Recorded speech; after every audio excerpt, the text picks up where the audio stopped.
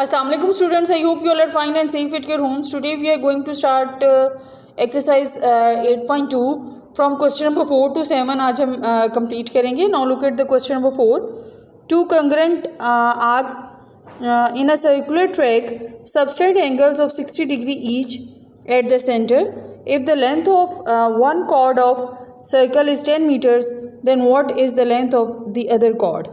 ठीक हो गया. अब ये सर्कुलर ट्रैक पे जो एंगल बन रहे हैं, दो कंग्रेंट आर्क्स हैं, यानी दो इक्वल आर्क्स हैं और सर्कुलर ट्रैक पे यानी सर्कल की शेप में है, तो वहाँ पे जो एंगल बन रहा है उसका सेंटर पे जो ये दोनों आर्क्स मिलके बनाती हैं दैट इज़ 60 डिग्री. ठीक हो गया. अब उसने कहा है कि अगर अब डेफिनेट सी बात है बेटा, जब इसकी आर्क्स जो हैं वो इक्वल हैं तो इनसे जो कॉरस्पॉन्डिंग आर्क्स होंगी वो भी इक्वल होंगी.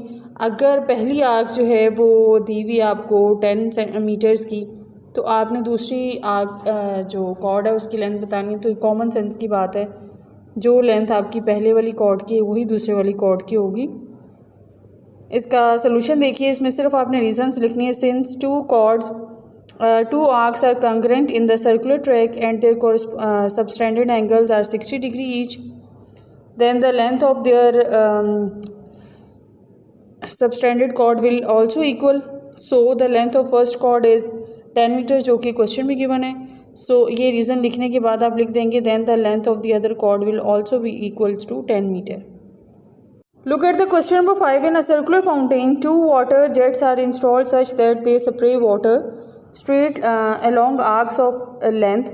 If one jet sprays between points P and Q and the straight line distance chord PQ is 12 meter, what is the straight line distance chord RS covered by second jet spraying along arc RS which is congruent to arc PQ?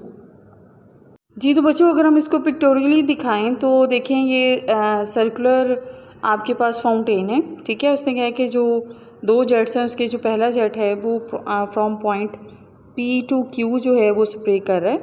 ठीक है. और ये P to Q जो है और ये अगर आप देखें तो बाहर वाली साइड से ये PQ आर्क भी बनती है सरकमफेरेंस ऑफ सर्कल पे. ठीक हो गया. अब ये लाइन P से लेके Q तक जो एक स्ट्रेट लाइन बन रही है, इसकी लेंथ उसने क्वेश्चन में गिवन है दैट इज़ 12 मीटर. अब उसने कहा है कि जो सेकंड वाला जेट है वो आर्क बना रही है RS, यानी इस वाली पोजीशन में वो स्ट्रेट लाइन पे स्प्रे कर रहा है.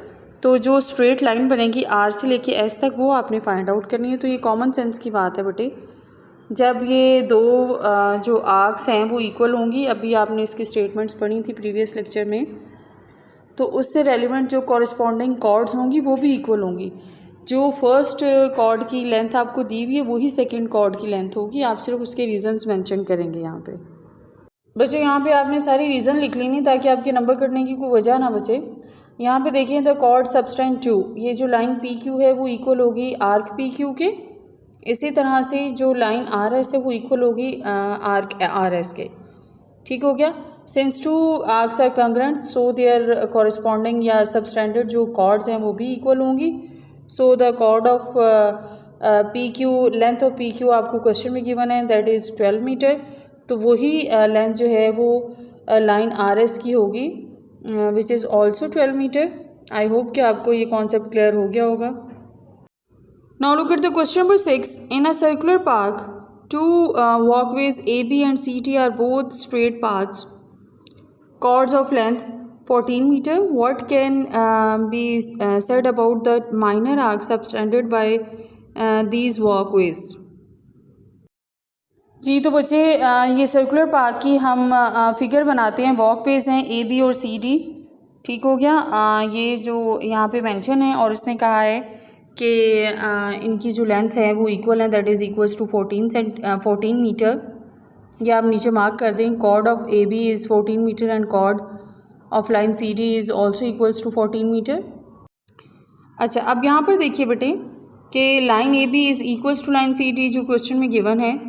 अब बेसिकली ये भी कौन सा बेस सवाल है. अब जब इसकी कॉर्ड्स इक्वल हैं तो डेफिनेट सी बात है कि जो माइनर आर्क इन दोनों कॉर्ड्स के साथ बन रही हैं वो भी इक्वल होंगी, कंग्रेंट होंगी. सो ये सिर्फ रीज़न मेंशन कर दें डिटेल से. Since two chords of a circular park are congruent, के जब दो कॉर्ड्स उसकी कंग्रेंट होंगी Therefore, the minor arcs subtended by chord AB and CD are also congruent. Now look at the question number 7. In two congruent circular clocks, the minute hand points from the center to 3 on both. A decorative string connects 3 to 9 on both clocks. Are the arcs from 3 to 9 on both clocks congruent? ठीक है, यहाँ पे इसने क्या है कि दो circular clocks हैं. ठीक है, अब ये जो मिनट हैंड है ये फ्रॉम द सेंटर पॉइंट करे 3 के अकॉर्डिंग. ठीक है, दोनों को जो मिनट हैंड है ना वो दोनों क्लॉक्स का 3 पे है. ठीक है, अब उसने क्या है कि एक डेकोरेटिव स्ट्रिंग जो है वो कनेक्ट की जा रही है 3 to 9 ऑन बोथ क्लॉक्स. 3 से लेकर 9 तक उसको कनेक्ट किया जा रहा है. अब आपने ये बताना है कि are the arcs from 3 to 9 on both clocks जो हैं वो कंग्रेंट हैं या नहीं है. ठीक है, हो गया जी. तो बच्चों ये भी जो है वो थोड़ा सा कॉन्सेप्ट बेस्ड क्वेश्चन है. अगर आपका कॉन्सेप्ट क्लियर है तो आप ये क्वेश्चन देखते ही स्टेटमेंट पढ़ते ही सॉल्व कर देंगे. देखिए बेटा, यहाँ पे जो साइज़ ऑफ सर्कुलर क्लॉक है वो सेम है और दोनों की जो शेप है वो सर्कुलर पोजीशन में है. ठीक है, तो उनका जो क्लॉक फेस है वो भी कंग्रेंट हुआ. ठीक हो गया. इसी तरह से 3 to 9 अगर आप खुद अपने माइंड में भी लाएं, जब आपकी जो उसकी जो निडल है वो स्ट्रिंग जो उसमें लगाई जा रही है डेकोरेटिव वो 3 to 9 जा रही है, तो एग्जैक्टली इस तरह से वो स्ट्रेट लाइन बनाएंगी दोनों क्लॉक्स में. ठीक है, और ये जो 3 to 9 वाली ये जो स्ट्रेट लाइन ड्रॉ होगी ये क्लॉक के सेंटर में से गुजरेगी. ठीक है, जिसको हम लॉन्गेस्ट कॉर्ड ऑफ सर्कल बोलते हैं. सर्कुलर शेप में है ना क्लॉक्स, तो मतलब वो उसकी डायामीटर हो जाएगी. तो इस तरह से हम कह सकते हैं कि so the clocks are congruent. ठीक है, और इनका जो कॉर्ड है 3 to 9 ये जो स्ट्रेट लाइन बन रही है वो भी इक्वल होंगे दोनों में. ठीक है, आइडेंटिकल हैं दोनों में. सो हम कह सकते हैं the circles are congruent and the chords are equal in length. ठीक है, अब इनके दरमियान में जो आर्क्स बन रही हैं इंटरसेप्ट कर रही हैं वो भी they must be equal and congruent. तो एंड पे आप लिख दें सारी रीज़न लिखने के बाद, yes the arcs from 3 to 9 on both clocks are congruent. I hope कि आपको ये लेक्चर और ये एक्सरसाइज क्लियर होगी. बेसिकली 1.2 का आज का जो लेक्चर था वो सारा कॉन्सेप्ट बेस्ड था. अगर आपके कॉन्सेप्ट्स क्लियर हैं तो आप सिर्फ रीज़न लिखेंगे, इसमें कोई कैलकुलेशन की ज़रूरत नहीं है. वो रीज़न लिख के आप उसका आंसर जो है वो पॉइंट आउट कर देंगे. टेक केयर, अल्लाह हाफिज़.